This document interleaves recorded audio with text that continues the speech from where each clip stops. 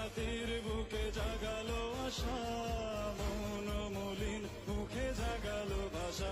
যারা জীর্ণ জাতির বুকে জাগালো আশা, মন মলিন মুখে জাগালো ভাষা।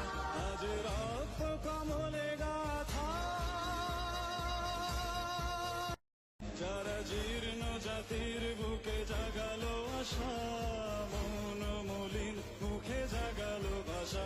যারা আসসালামু আলাইকুম। আজকে কথা বলবো সৌদি আরবের মদিনা সম্পর্কে। তো এটা তো হয়তো বাইশতলে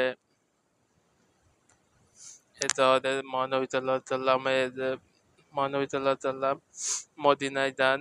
তখন মদিনা অন্য নাম ছিল, কিন্তু নবীজি সাল্লাল্লাহু আলাইহি সাল্লাম এখানে নবীর শহর বা মদিনা খাইবার যুদ্ধের মাধ্যমে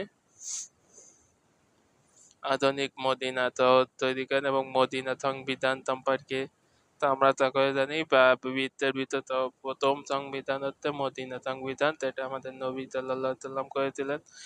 মদিনা ইসলামী বিশ্ববিদ্যালয় নিয়ে আজকে কথা বলবো। এটা 1967 সালে সৌদি আরবে একটা রাজকীয় ফরমানজারির মাধ্যমে এটা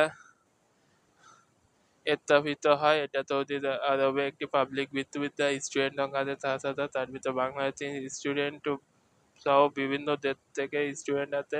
কোরআন, হাদিস, ফিকহ এবং আকাইদ সম্পর্কিত শিক্ষা দেওয়া হয়।